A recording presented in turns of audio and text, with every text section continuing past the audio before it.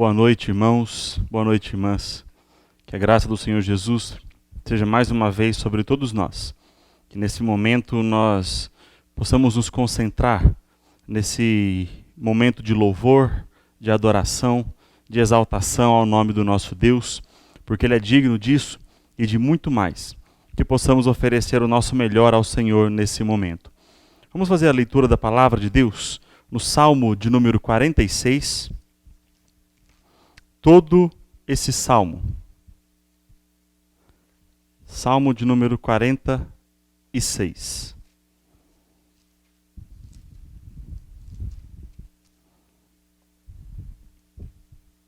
Assim diz a palavra do nosso Deus. Deus é o nosso refúgio e fortaleza, socorro bem presente nas tribulações. Portanto, não temeremos, ainda que a terra se transtorne e os montes se abalem no seio dos mares, ainda que as águas tumultuem e espumejem, e na sua fúria os montes se estremeçam. Há um rio cujas correntes alegram a cidade de Deus, o santuário das moradas do Altíssimo. Deus está no meio dela, jamais será abalada. Deus a ajudará desde antemanhã. Bramam nações, reinos se abalam. Ele faz ouvir a sua voz, e a terra se dissolve. O Senhor dos exércitos está conosco. O Deus de Jacó é o nosso refúgio. Vinde, contemplai as obras do Senhor, que assolações efetuou na terra. Ele põe termo à guerra até aos confins do mundo. Quebra o arco e despedaça a lança. Queima os carros no fogo.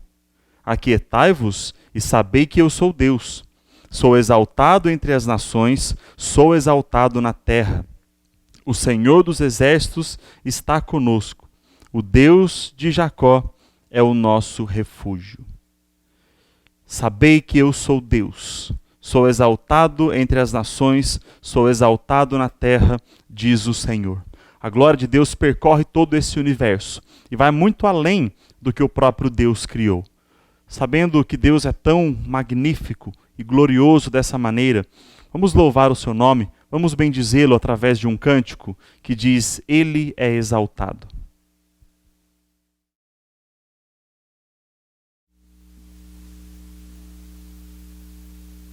Vamos exaltar o nosso Deus, vamos dizer que Ele é o Rei da nossa nação, que Ele é o Rei das nossas vidas e que não existe outro a quem nós nos curvamos, a quem nós adoramos, senão o nosso Deus. Seja Ele exaltado por esses cânticos agora.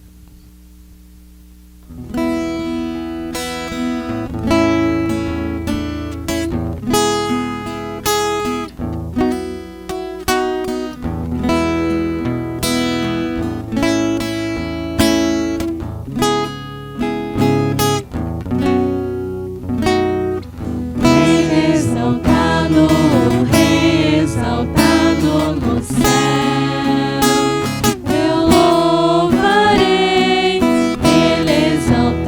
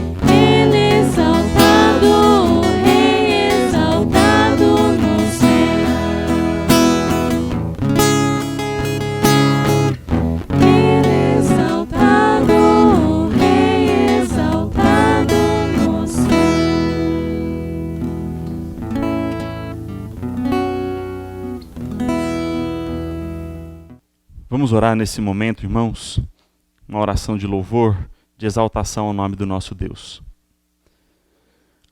Senhor, não existe ninguém comparado a Ti, não existe nenhuma criatura que chegue perto da grandeza que o Senhor possui. O Senhor é único, o Senhor é tremendo, o Senhor é maravilhoso. E nós nos prostramos, nos rendemos em total adoração diante do Senhor. Porque nós reconhecemos que o Senhor é criador de tudo que existe, que o Senhor é o Deus bendito sobre todas as nações. Senhor, é verdade que muitas pessoas não reconhecem o Senhor como Deus, ou não param para adorá-lo como sendo Deus.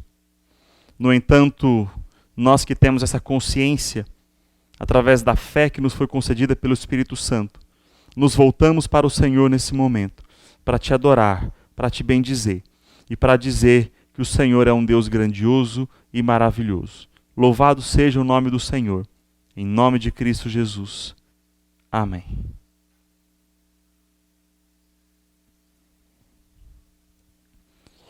Leiamos ainda o Evangelho de Lucas, capítulo 18, dos versículos 9 a 14. Evangelho de Lucas, capítulo 18, versículos 9 a 14. Propôs também Jesus esta parábola a alguns que confiavam em si mesmos, por se considerarem justos, e desprezavam os outros. 2 homens subiram ao templo com o propósito de orar, um fariseu e o outro publicano. O fariseu, posto em pé, orava de si para si mesmo, desta forma: Ó Deus, graças te dou porque não sou como os demais homens, roubadores, injustos e adúlteros, nem ainda como este publicano. Jejuo 2 vezes por semana e dou o dízimo de tudo quanto ganho. O publicano, estando de pé, longe, não ousava nem ainda levantar os olhos ao céu, mas batia no peito dizendo: Ó Deus, sê propício a mim, pecador.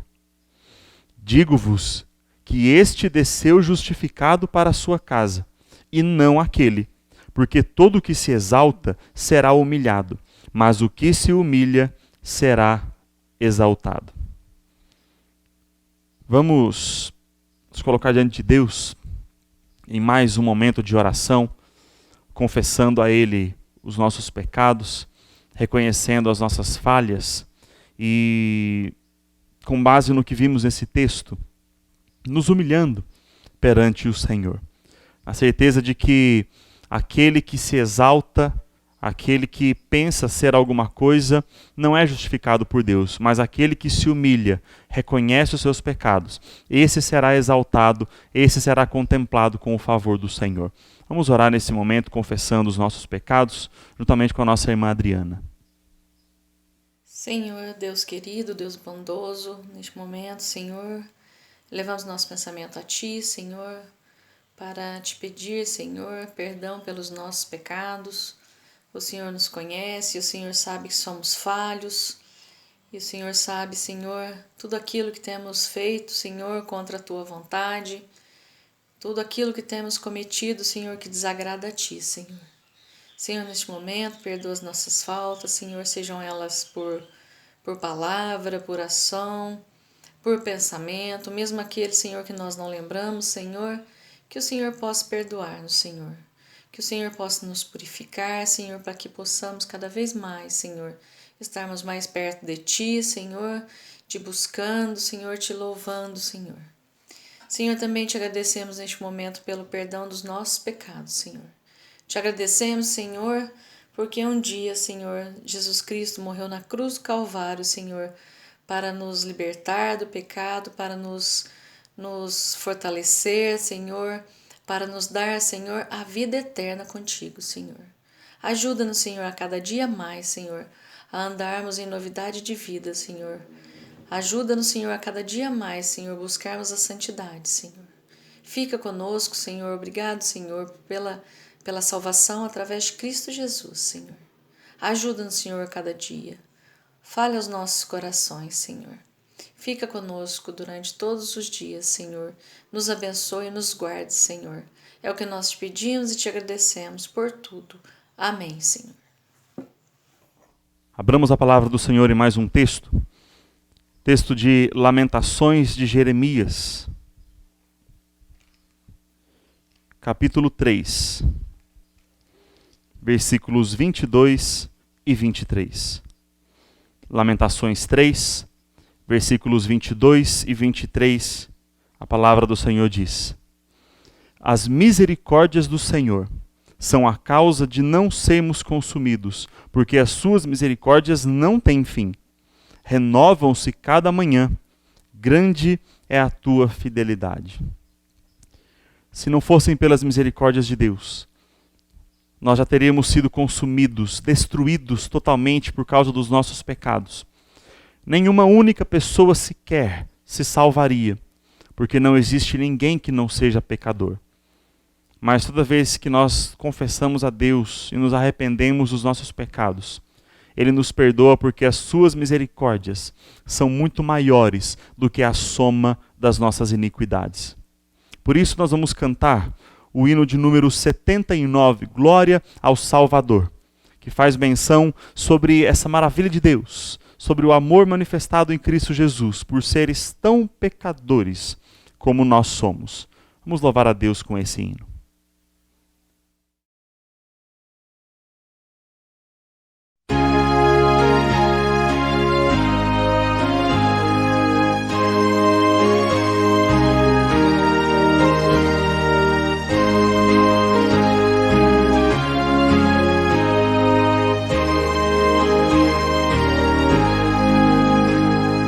Chegado à cruz do bom Salvador, prostrado aos pés do meu Redentor, Ele atendeu logo ao meu clamor. Glória ao Salvador,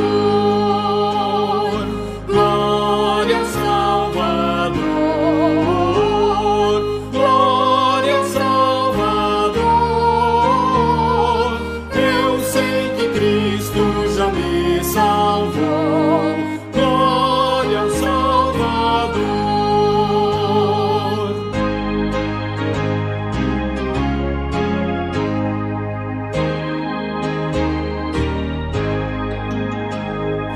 Que maravilha, Jesus me amou.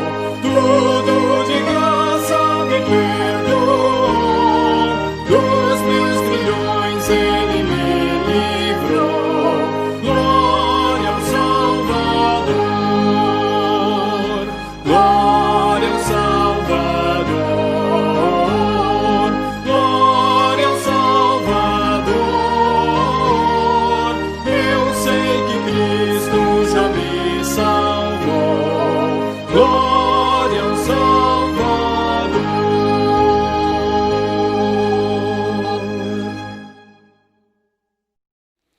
Oremos ainda, irmãos, agradecendo ao Senhor por ter nos alcançado com essa tão grande graça, por essa maravilha que Deus fez em nossas vidas. Vamos agradecer pelo perdão dos pecados com o nosso irmão presbítero Flávio. Oremos.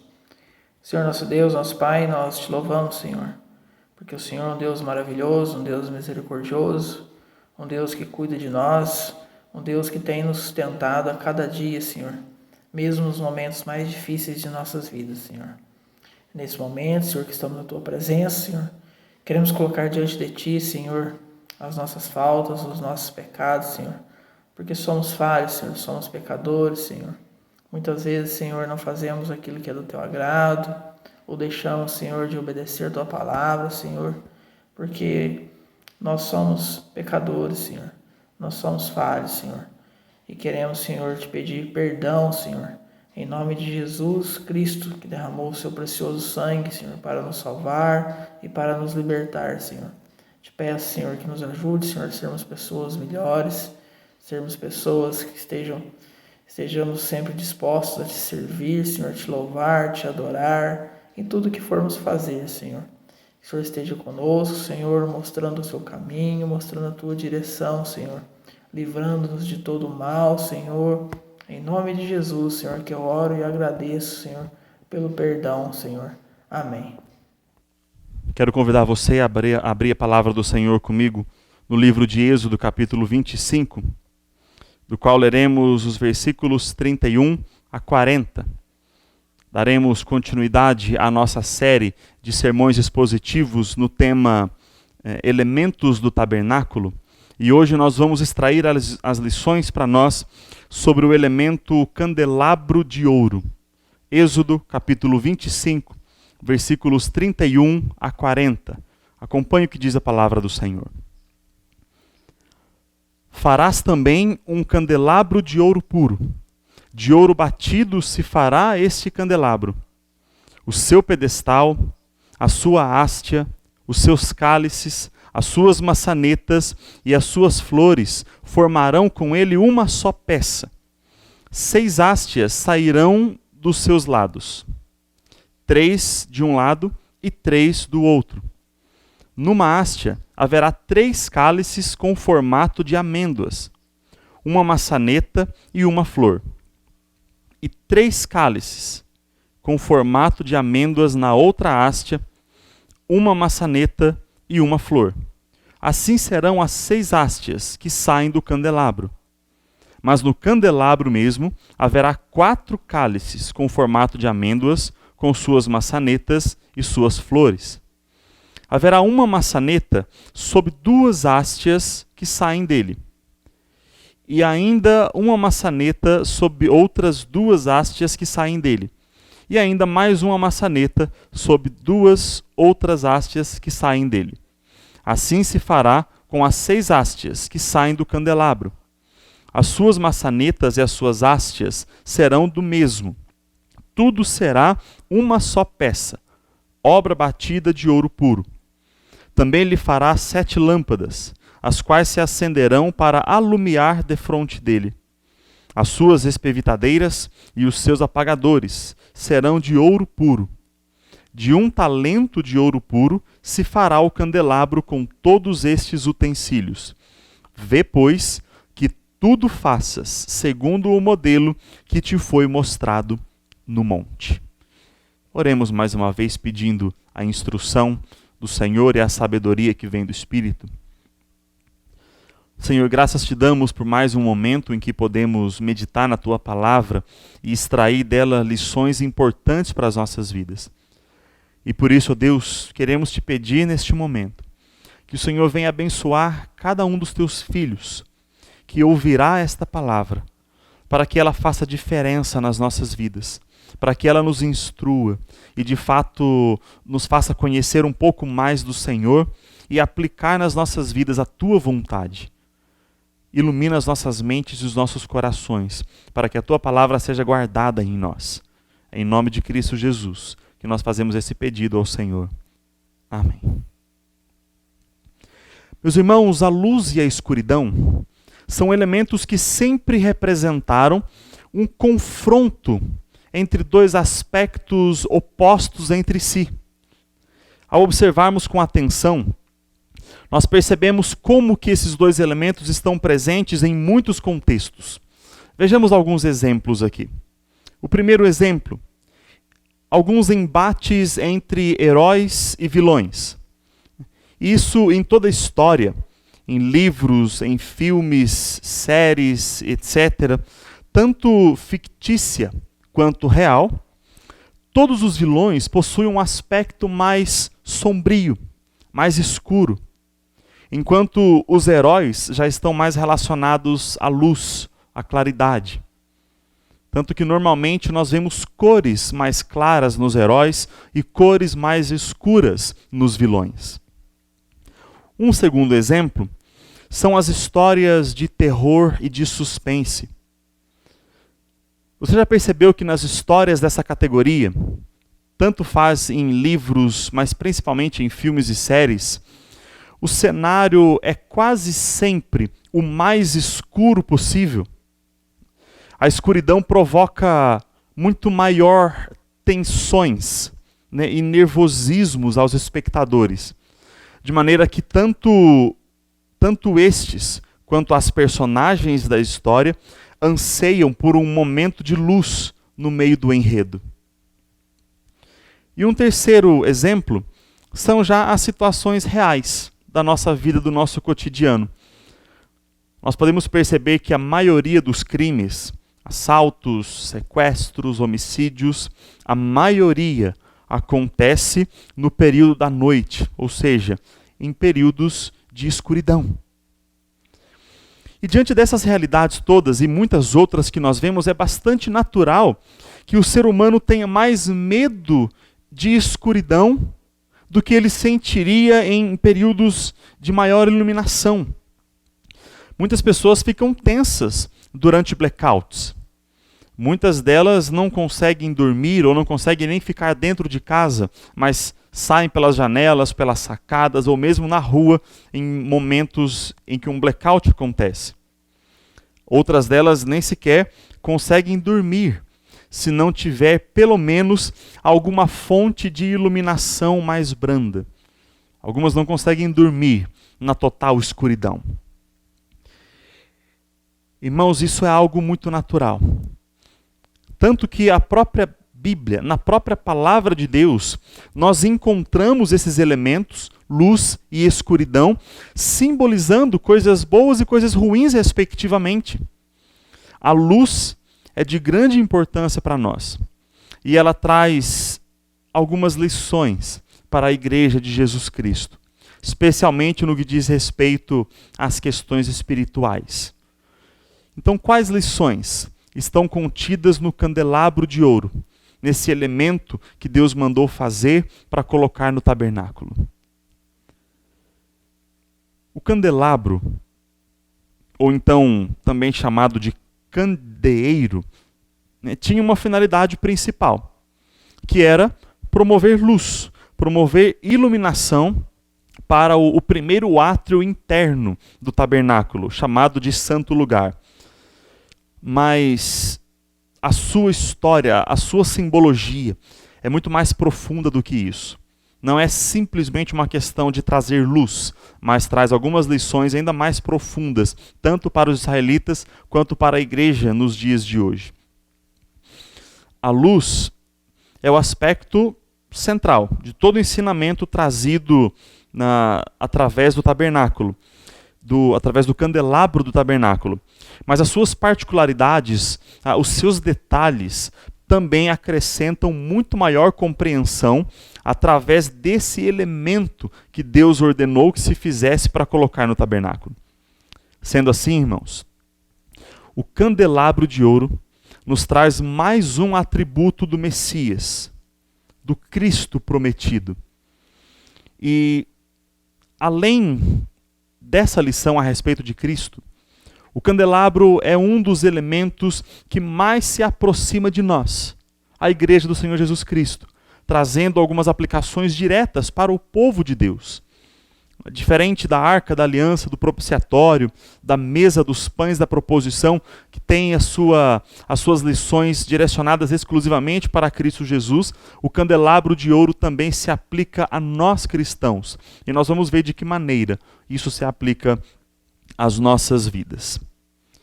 Primeiramente, então, irmãos, eu quero chamar a sua atenção para o candelabro e para os detalhes que Deus ordenou a Moisés que se fizessem, né, dentro daquele elemento. O candelabro era a única fonte de iluminação para dentro do tabernáculo. Até mesmo porque não havia luz natural dentro do tabernáculo. Embora ele fosse uma tenda, mas as suas cortinas que o cobriam eram bastante espessas, bastante grossas. E havia mais de uma camada de cortina para cobrir o tabernáculo.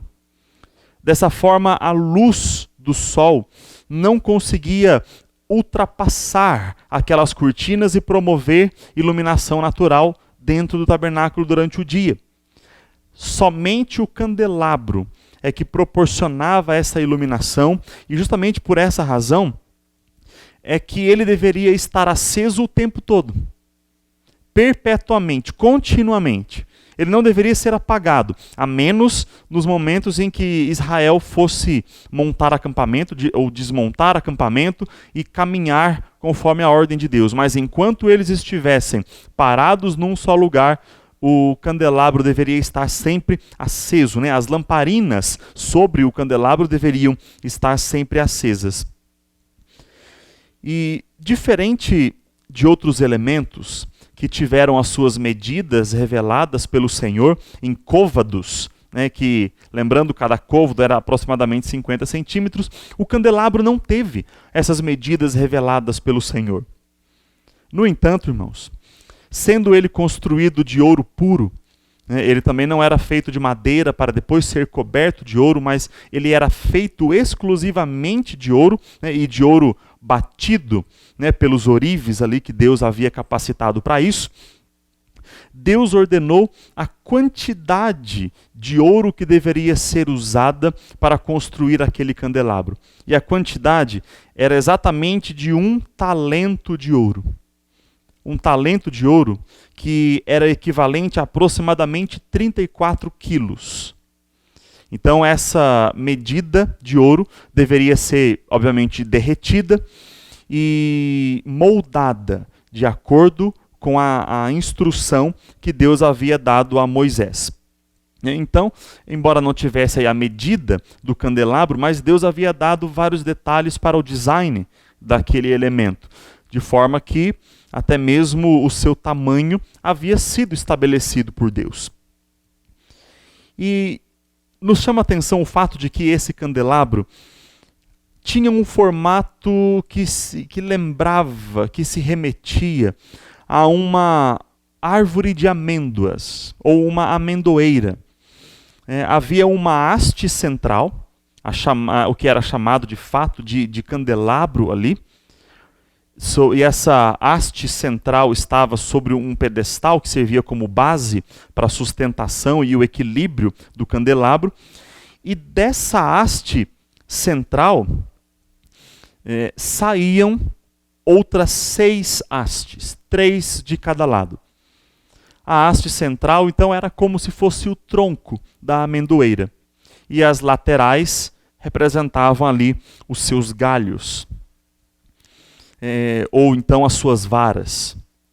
E em todas essas hastes laterais, havia 3 cálices no corpo da sua haste, né? Ao longo dessa haste, deveria ter 3 cálices em formatos de amêndoas, fazendo referência aos frutos da amendoeira.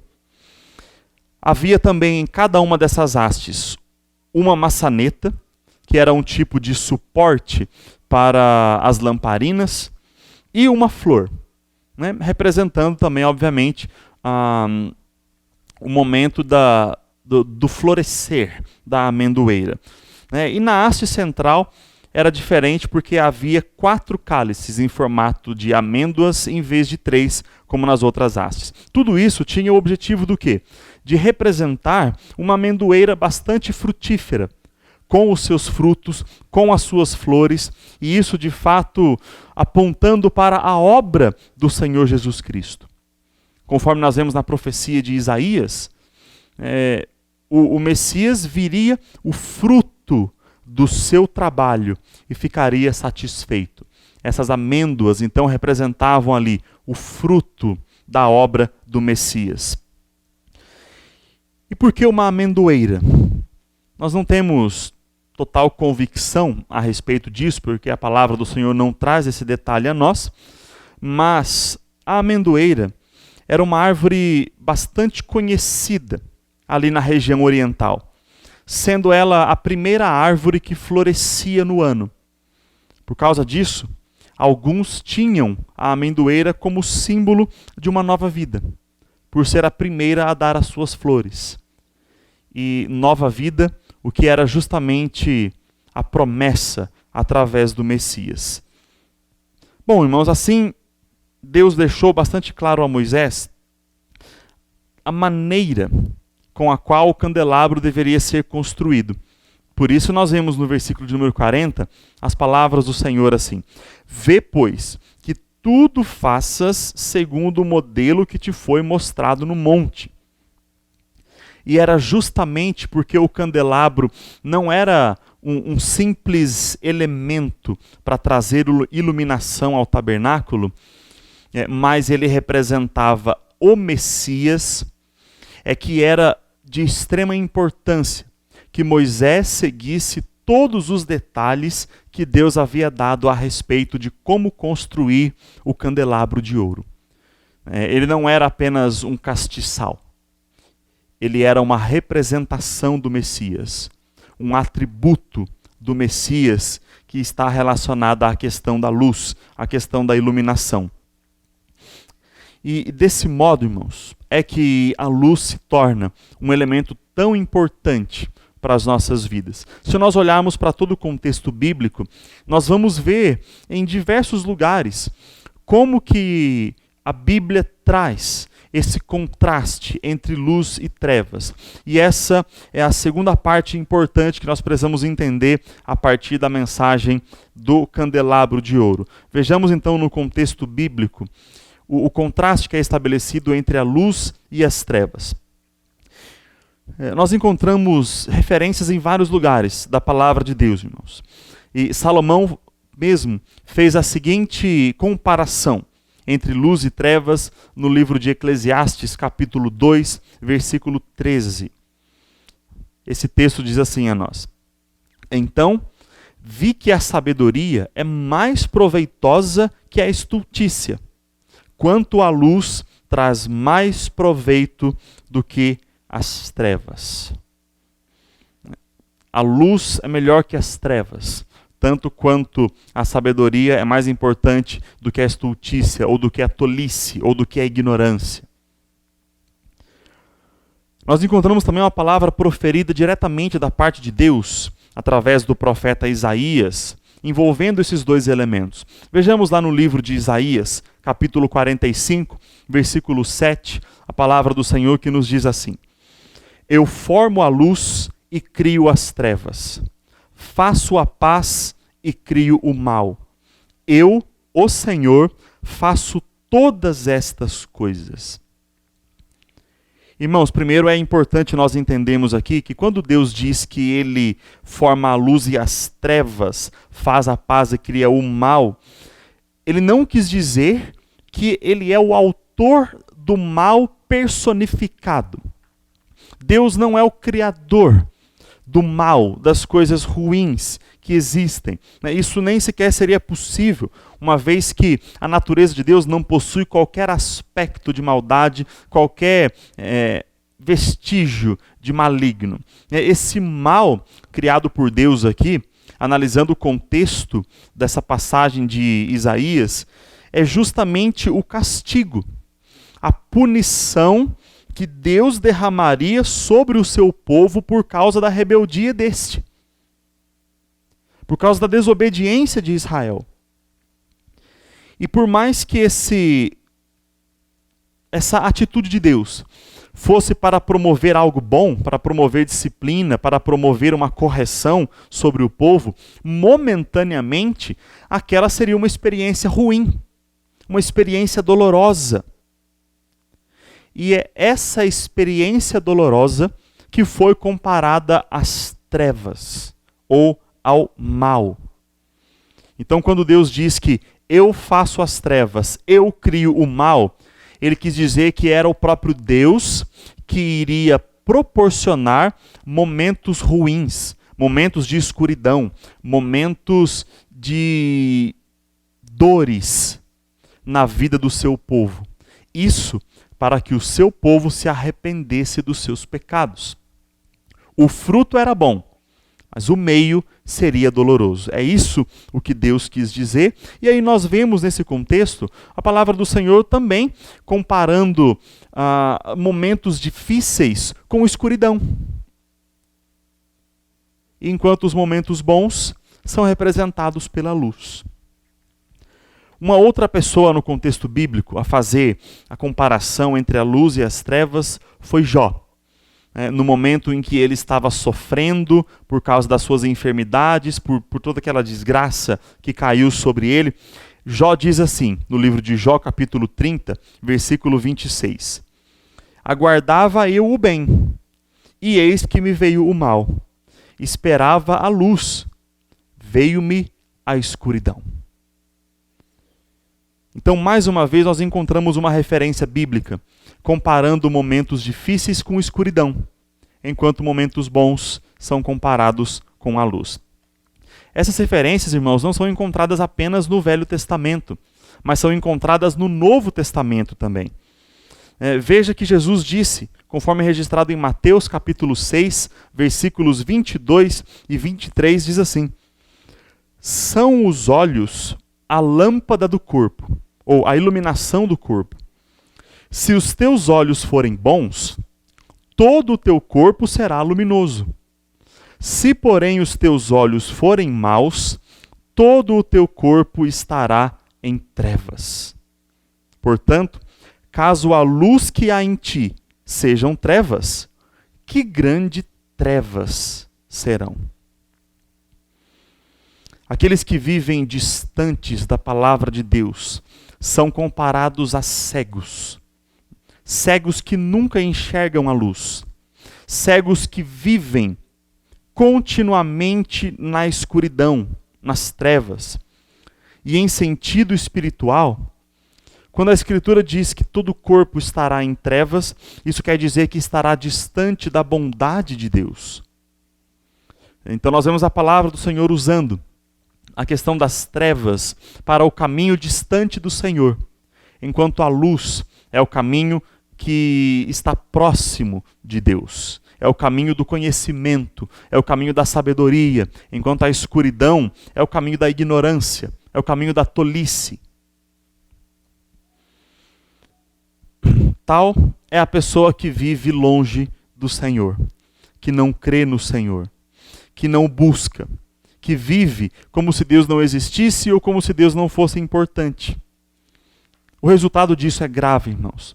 O resultado disso é trevas, é viver na escuridão, é viver sem saber o que está acontecendo e sem saber o que vai acontecer lá na frente. Quando nós estamos passando por um caminho bastante escuro, nós não conseguimos enxergar muito longe. E nós não sabemos o que está aguardando lá na frente. Assim é aqueles que vivem distante do Senhor. Não sabem o que sucederá com a sua vida no futuro. Mas aqueles que caminham na luz sabem. Podem não saber o que se passará com eles aqui na terra, mas sabem onde eles viverão por toda a eternidade. O resultado disso é demonstrado também através dos elementos luz e trevas no Evangelho de Mateus, ou no Evangelho de João, capítulo 11, versículos 9 e 10. Veja o que diz essa palavra. Respondeu Jesus: não são 12 as horas do dia? Se alguém andar de dia, não tropeça, porque vê a luz deste mundo. Mas se andar de noite, tropeça, porque nele não há luz. É claro, irmãos, que a escuridão em si não é necessariamente um problema ou um mal. A escuridão literal necessariamente não é um problema em si mesma. Mas ela é um elemento que representa a maldade, o perigo, a ignorância, a cegueira espiritual e a consequência que essa cegueira traz. Logo, o contrário também se aplica da mesma forma sobre as nossas vidas. A luz proporciona mais segurança, mais clareza, mais sabedoria e conhecimento. E assim proporciona também maior tranquilidade para as nossas vidas. Por essa razão é que o candelabro do tabernáculo está relacionado à pessoa do Messias, pois o Filho de Deus é quem traz a luz mais importante para o ser humano.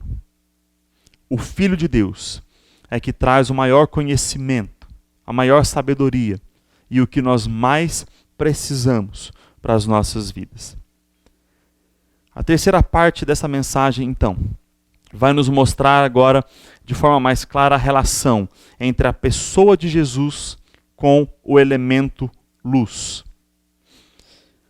O texto mais claro que faz essa comparação, que faz a referência de Jesus com o candelabro, é o Evangelho de João, capítulo 8, versículo 12, que nos diz assim: de novo lhes falava Jesus dizendo: eu sou a luz do mundo. Quem me segue não andará nas trevas, pelo contrário, terá a luz da vida. Não existe nenhuma dificuldade de entender, irmãos, o que Jesus quis dizer aos seus discípulos aqui nesse texto. As trevas representam a escravidão do pecado, a cegueira espiritual, a ignorância causada pela iniquidade do ser humano, pela natureza totalmente corrompida que o homem tem. Não existem vários meios de salvação. Por mais que os homens procurem alguns meios de se redimir, de se justificar, né, como boas obras, como vãs filosofias, como uma religiosidade superficial, ou como uma tentativa de pagamento pelo seu perdão, ele nunca será capaz de encontrá-lo sozinho. O homem está perdido, completamente perdido na escuridão do pecado. E ele não é capaz de enxergar se ele não tiver o seu caminho iluminado pela pessoa do Messias, que é Cristo Jesus. Jesus é o único que indica o caminho. E esse caminho é Ele mesmo. Jesus é o único que tira o ser humano das trevas da ignorância. Ele é a única fonte de sabedoria que leva o homem ao caminho da redenção. As palavras proféticas de Isaías já diziam-nos a partir desse elemento. Isaías, capítulo 9, versículo 2. O povo que andava em trevas viu grande luz, e aos que viviam na região da sombra da morte, resplandeceu-lhes a luz. A salvação, então, já é demonstrada através desses dois elementos contrastantes, as trevas e a luz. E essa profecia foi cumprida através do Messias, Jesus Cristo, de forma que a palavra do Senhor nos diz com total clareza, lá em Colossenses, capítulo 1, versículo 13. Ele nos libertou do império das trevas e nos transportou para o reino do Filho do seu amor. Agora, irmãos, fica bastante claro a nós a maneira com a qual o candelabro do tabernáculo apontava para a pessoa de Jesus Cristo, para o Messias prometido. O candelabro proporcionava luz, da mesma maneira em que Jesus Cristo proporciona iluminação às nossas mentes, para compreendermos a sua palavra, para compreendermos a sua obra de salvação e termos a certeza de que somente Jesus é o Filho de Deus, o Messias prometido. Mas será que as pessoas estão olhando para Cristo? Será que nós estamos olhando diretamente para o Senhor Jesus? Irmãos, muitas pessoas estão vivendo as suas vidas focadas neste mundo, focadas naquilo que elas fazem nesse tempo de peregrinação, focadas nas coisas materiais, como se elas fossem mais importantes do que as espirituais. Jesus abriu a vista de muitos cegos enquanto esteve neste mundo. Recuperou a visão ou fez com que cegos de nascença passassem a enxergar, e aquilo era algo maravilhoso. Aquele milagre chamava a atenção de muitas pessoas. Mas o maior milagre é o da visão espiritual, do conhecimento, do projeto criação, queda, redenção, glorificação, que vem através da história do Messias. Mas muitos não enxergam isso. Muitos não dão valor a isso. Preferindo, de outra maneira, dar mais valor à sua vida material.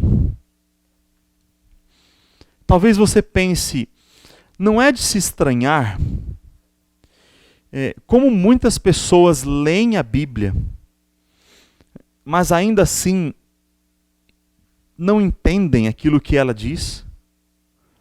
Muitas pessoas leem a Bíblia, mas não creem em Jesus, ou então continuam vivendo nos erros da sua idolatria. Não é estranho que muitas pessoas tenham suas Bíblias em casa, tenham acesso à Bíblia, já ouviram falar de textos muito específicos, mas continuam seguindo religiosidades demoníacas, permanecendo na idolatria. A Bíblia é tão clara nos seus ensinamentos. Então, como é possível que muitos não compreendem aquilo que ela diz?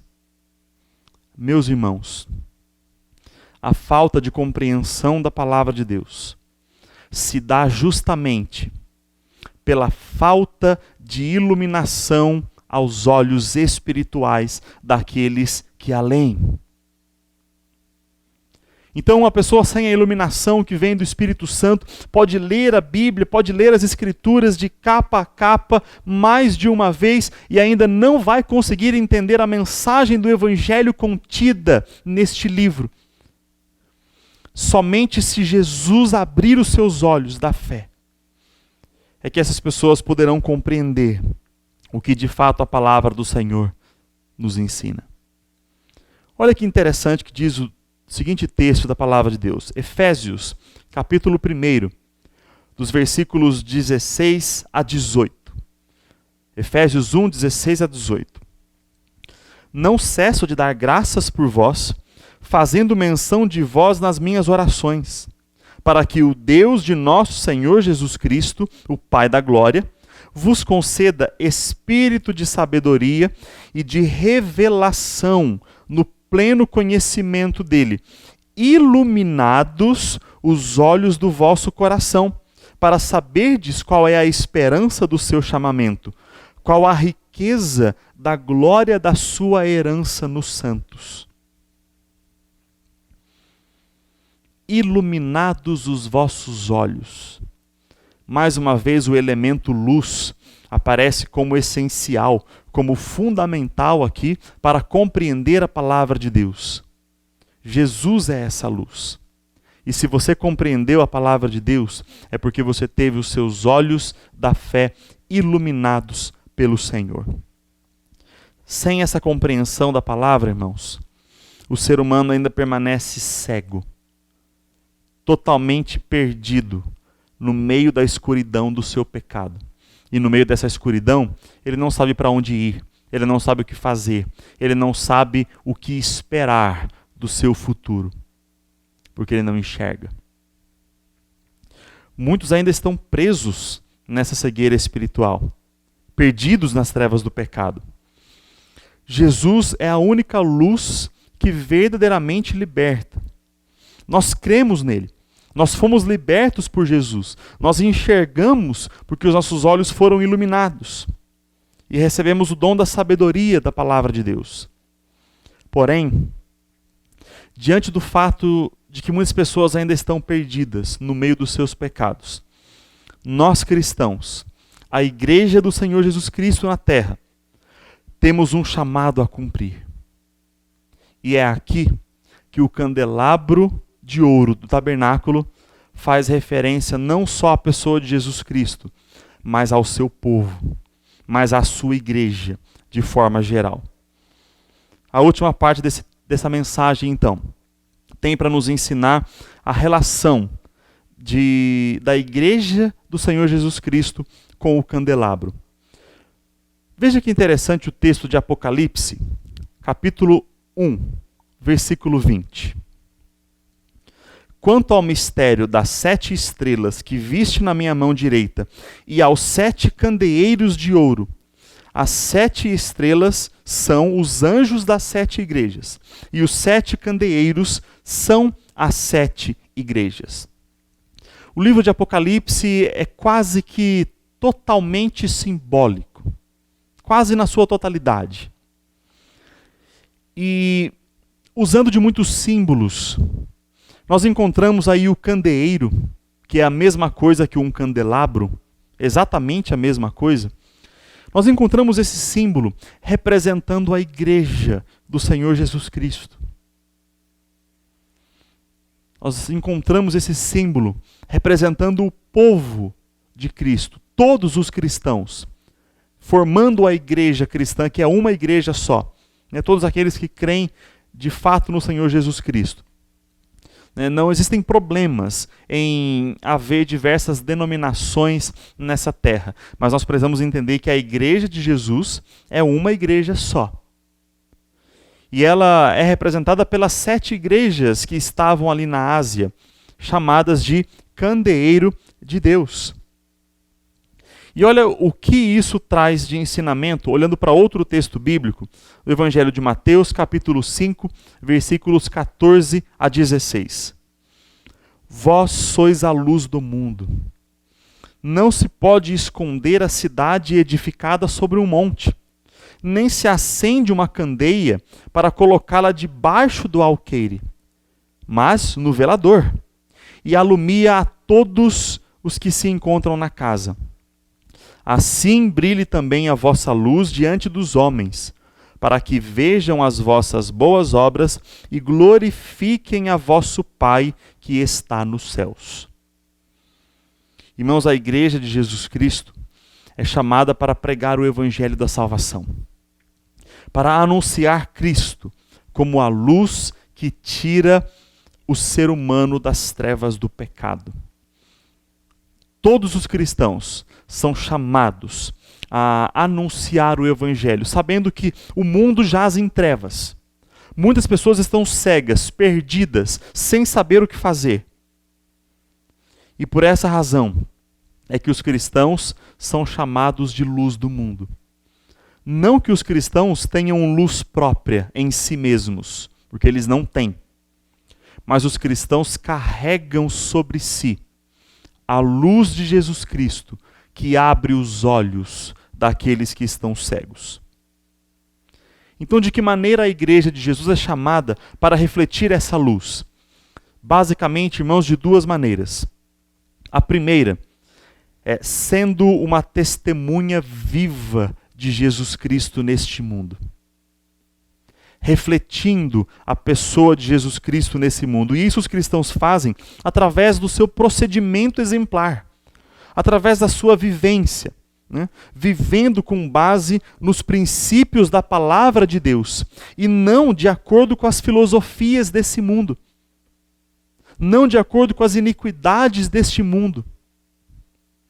Irmãos, nós temos visto hoje em dia pessoas que se dizem cristãs, mas que estão se envolvendo com filosofias mundanas, que estão defendendo causas que são claramente condenadas pela palavra de Deus. E isso não é levar a luz de Cristo, isso é levar ainda mais escuridão para aqueles que já estão perdidos no meio das trevas dos seus pecados. Além disso, nós somos chamados a viver de acordo com a justiça da palavra de Deus, viver em santidade, para demonstrar a diferença de uma vida cristã. A segunda maneira é pregando a palavra de Cristo. É preciso falar, é preciso anunciar. A obra de Cristo precisa ser explicada a todas as pessoas, e a Bíblia deve ser pregada com fidelidade. Ela deve ser ensinada àqueles que ainda não a conhecem de forma adequada. A palavra do Senhor precisa ser anunciada, precisa ser pregada, precisa ser ensinada.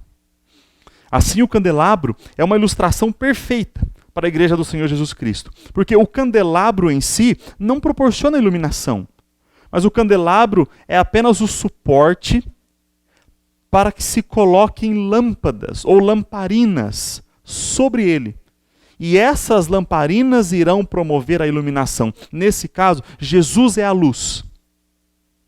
E nós, igreja, somos o candelabro que sustenta, que carrega essa luz para aqueles que ainda estão nas trevas. Não é que Cristo precise de nós. que Cristo dependa de nós. Mas Cristo escolheu compartilhar conosco essa tarefa, o que é um grande privilégio, de poder compartilhar da sua palavra, de poder pregar o evangelho, de sermos dispenseiros, ou seja, aqueles que trazem a dispensa, aqueles que distribuem a dispensa da palavra de Deus a este mundo. Portanto, irmãos, nós concluímos essa mensagem enfatizando de que a luz é uma excelente demonstração da nova vida que nós temos em Cristo Jesus. E por isso, nós precisamos entender o seguinte: primeiro, é preciso estar na luz para poder levar luz a outras pessoas. E segundo, estando na luz, nós não devemos escondê-la, mas devemos espalhá-la para o máximo de lugares possíveis. Se Jesus é a luz do mundo, que leva o ser humano a enxergar as verdades de Deus, quanto mais próximo alguém estiver de Jesus, mais claramente irá enxergar todas as coisas. Por isso, nós somos motivados a buscar um relacionamento mais íntimo e profundo com o Senhor Jesus Cristo, para que possamos enxergar cada vez mais aquilo que Deus tem para nós. Algumas vezes, irmãos, nós entramos em desespero, nós caímos em angústia, porque não sabemos o que Deus tem para as nossas vidas. Mas isso acontece porque algumas vezes nós estamos distantes da pessoa de Cristo. E isso promove falta de conhecimento.